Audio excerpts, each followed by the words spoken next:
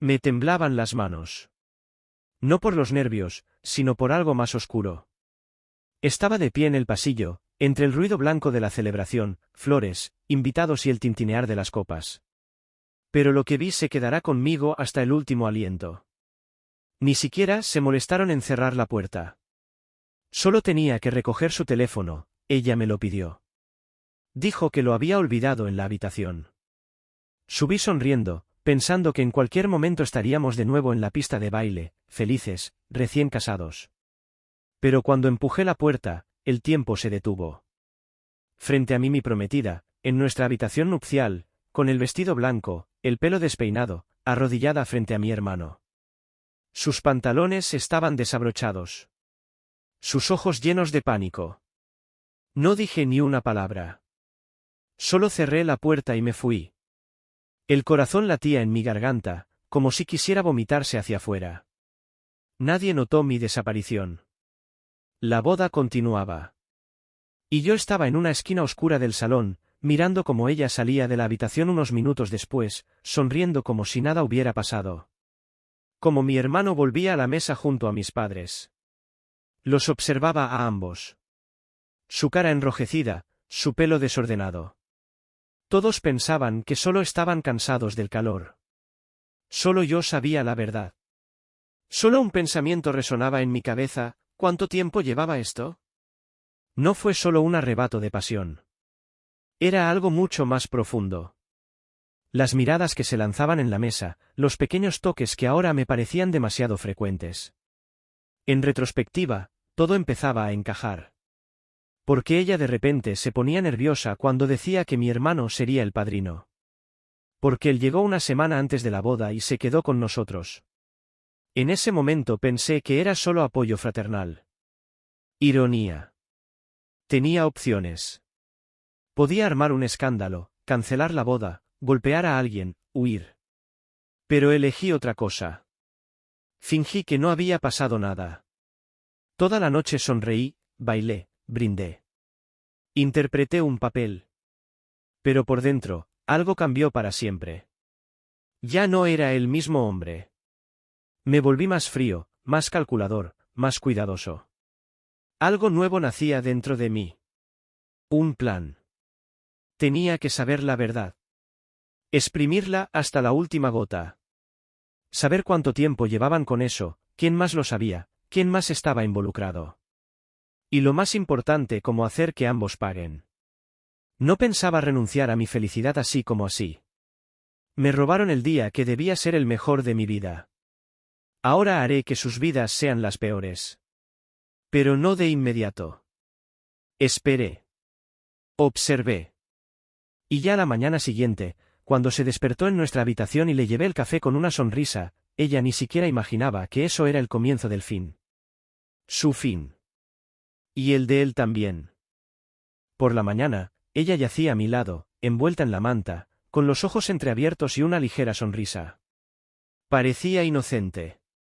Exactamente como lucía ayer, antes de convertirse en alguien peor que un enemigo para mí. Le extendí el café y la besé en la frente. No sintió nada.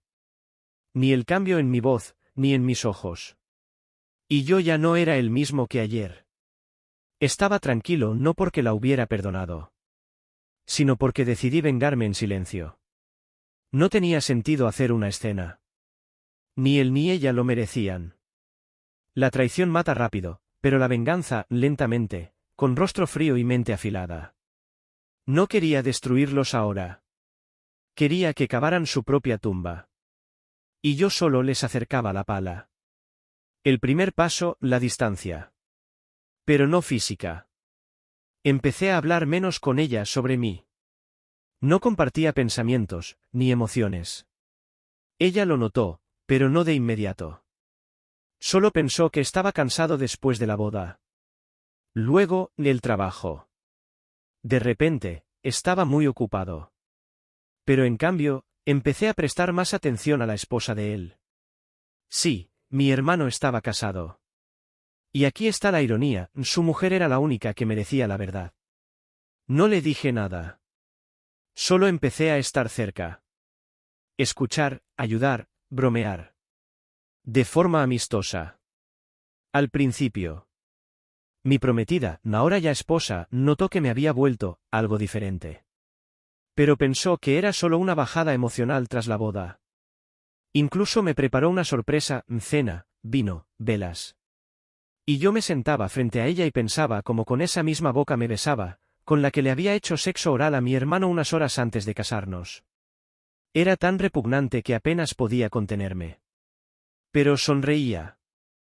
Mientras tanto, empecé a investigar. Revisé nuestras fotos, mensajes antiguos, su calendario. Buscaba días en los que podía desaparecer, cuando mi hermano estaba cerca. Y encontré más de lo que esperaba. Empezaron antes incluso de comprometernos. Una filtración accidental de mensajes en iCloud. Su copia de seguridad. Lo encontré todo. Como él le escribía que era mejor que cualquiera. Como ella decía que no podía vivir sin él, pero que no estaba lista para destruirlo todo. Sabían que era sucio. Y aún así siguieron.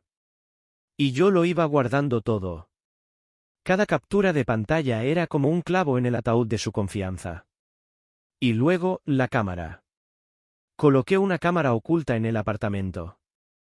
No porque creyera que lo volverían a hacer, sino porque sabía que lo harían. Se atraían mutuamente.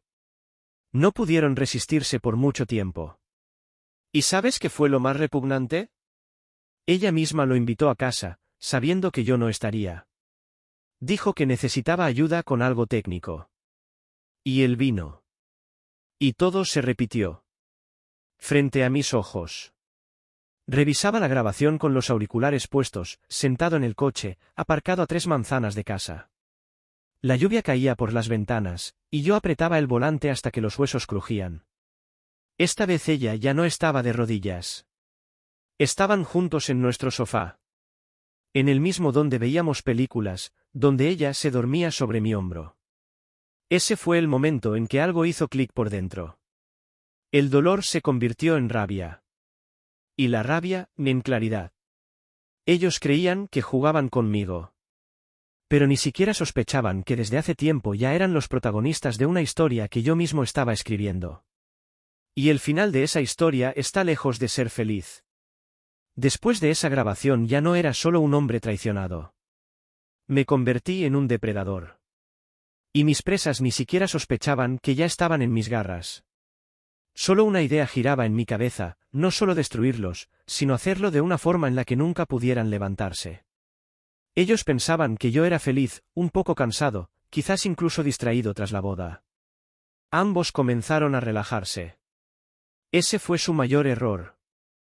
Empecé con lo pequeño, destruir la reputación de mi hermano. Trabajaba en la empresa familiar.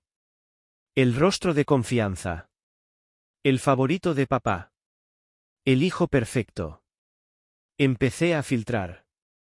Cartas anónimas al departamento de auditoría interna. Extractos de sus cuentas. Enlaces con personas que era mejor mantener en la sombra. Todo eso lo había recopilado poco a poco antes de la boda, cuando algo intuía pero no podía explicar. Y ahora, el rompecabezas encajaba. Hice que empezaran a sospechar de él por manipulaciones. No de manera directa. Pero lo suficiente como para que la confianza se perdiera. Le redujeron el acceso a proyectos, le recortaron responsabilidades. Y él no entendía por qué. Y lo más importante, no podía quejarse. Porque en apariencia, todo era legal. No había nada a lo que pudiera señalar. Simplemente lo iba sacando del juego, lentamente, metódicamente. Con ella fue más complicado. Ella era actriz. Sonrisa, ternura, lágrimas. Todo como en un guión. Pero ser actriz no te hace estratega. La hice creer que todo estaba mejorando. Que salíamos de una crisis. Organicé un viaje. Le compré flores. Le enviaba mensajes cariñosos. Ella se derretía. Pero detrás de mi calidez solo había una cosa, una cámara. Un micrófono. Capturas de pantalla. Instalé un rastreador en su teléfono, configuré una VPN para que nada pudiera rastrearme. Todas sus conversaciones con mi hermano me llegaban al instante. Cada suspiro, cada broma, cada asquerosa confesión de que lo amaba más a él. Lo guardaba todo. Construía el archivo de su caída. Todas las pruebas. Pero no quería solo exponerlos. Quería arrodillarlos. En público. Dolorosamente. Irreversiblemente. El siguiente paso fue su esposa. Me acerqué con cautela. No dije nada de más. Solo le mostré 2 capturas. Una de su marido. Otra, de mi esposa. Ella las miró largo rato. Luego me devolvió el teléfono en silencio y dijo, haz lo que tengas que hacer. Ella también quería venganza. Y nos convertimos en aliados. 2 corazones rotos, unidos por el veneno de la traición. Le propuse encontrarnos en ese mismo restaurante donde nos habían traicionado a nuestras espaldas. Le dije que quería organizar una cena, por casualidad. Con ambos. La misma noche. A la misma hora. Y entonces, frente a una multitud, sin gritos, sin drama, simplemente poner las cartas sobre la mesa. Pero eso era solo una parte. Porque la verdadera venganza apenas comenzaba después. Ella aceptó. Y entonces sentí que empezaba a respirar. Por primera vez en mucho tiempo. En cada movimiento, en cada plan había algo salvaje y hermoso. No era un héroe. No era una víctima. Era el juicio final. Ellos creían haber conseguido lo mejor de ambos mundos, familia, amor, confianza. Pero no sabían que yo ya estaba debajo de ellos con el hacha, cortando las cuerdas de las que tan precariamente colgaban. El restaurante fue elegido a la perfección. Justo ese donde se encontraban, creyendo que nadie los veía. Alquilé un salón privado. No para ellos. Para los espectadores. Cámaras. Personas que debían ser testigos. Aquellos que importaban, familia, amigos, colegas. Todo bajo la apariencia de una cena benéfica. Todo lucía hermoso, relajado. Pero yo controlaba cada detalle. Los invité a ambos. Por separado. Ella pensaba que le había preparado una sorpresa. Él, que era una reunión con posibles inversores. Ninguno de los dos sospechaba lo que les esperaba. Yo estaba sentado en la mesa central, tranquilo, frío. A mi lado, su esposa. Con el rostro duro como una lápida. Ambos vestidos impecables, sonriendo como los anfitriones de la noche. Ella llegó primero. Con un vestido blanco. El mismo estilo que en la boda. Ironía. No. Planeado. Le dejamos el vestido en una bolsa con la nota, póntelo. Él quedará impresionado. Ella pensó, yo. Nosotros sabíamos, lo haría. Él apareció 10 minutos después. Como siempre con esa expresión confiada, en traje, con ese falso encanto que tanto conquistaba a la gente. Entró, ni se detuvo un segundo al verla. Ella, al verlo a él. Ninguno entendía aún que ya eran marionetas. Levanté la copa, llamando la atención. Las cámaras ya estaban grabando. Y comencé. Tranquilo. Sin gritar. Agradecí a todos por estar presentes. Por su apoyo. Y luego dije que quería compartir una historia. Personal. Sobre el amor. La traición. Y el verdadero rostro de 2 personas que olvidaron que cada paso puede ser rastreado. Abrí la laptop. En la pantalla, imágenes de sus encuentros. Mensajes. Vídeos. Sonidos. Cada detalle de su traición. Todo sincronizado en un solo vídeo. No grité. No los miré. Observaba los rostros de los demás. Caras que pasaban de la sorpresa al asco. Cuando el vídeo terminó, simplemente me levanté y dije, gracias por su atención. Esta fue mi última cena con ustedes. Y me fui. Pero la verdadera venganza apenas comenzaba. 1 hora después, todos sus conocidos ya tenían el vídeo. Se volvió viral en toda nuestra ciudad. Reputación destruida. Su esposa presentó el divorcio ese mismo día. Con todo el paquete de pruebas. Él perdió su trabajo. Perdió la confianza de nuestros padres. Fue retirado de la empresa por acciones morales cuestionables que afectan la imagen. ¿Ella? Ella seguía siendo mi esposa en papel. Pero no me apresuré con el divorcio. Transferí todos los bienes a mi nombre. Todas las cuentas conjuntas, congeladas. La dejé sin nada. Sin casa. Sin dinero. Sin justificación. Y sin una sola explicación. Me escribía, me llamaba, suplicaba, y yo no respondía. Ella ya no existía. Mi venganza no fue destruirlos con rabia. Fue hacerlo metódicamente, con elegancia, en absoluto silencio. Solo se tenían el uno al otro. Pero ni siquiera eso les dejé. Porque después de la humillación pública, su amor se pudrió en el mundo real. Ella desapareció de las redes. Él se fue de la ciudad. Fueron devorados por lo que ellos mismos crearon. Pasó un año. La ciudad ya había olvidado su historia, pero yo recordaba cada detalle. ¿Y sabes qué es lo más extraño? Ya no dolía. No ardía. No estaba enojado. No buscaba justicia. Ya estaba por encima de todo eso. Porque gané. Y no gané por destruirlos. Gané porque ellos mismos se destruyeron, con mis manos. Ella se mudó. Intentó empezar de nuevo. Nueva cuenta en Instagram. Nuevo nombre. Pero la gente siempre recuerda. Especialmente cuando tu traición se vuelve un vídeo viral con millones de vistas en TikTok y Reddit.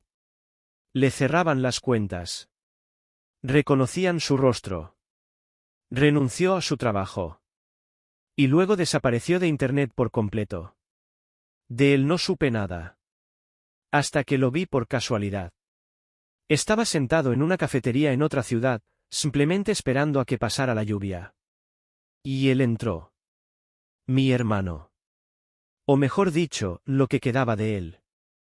Un rostro agotado, manos temblorosas, ropa barata. No me vio. Pasó de largo, pidió un vaso de agua, se sentó en una esquina. Lo observaba y no sentía nada.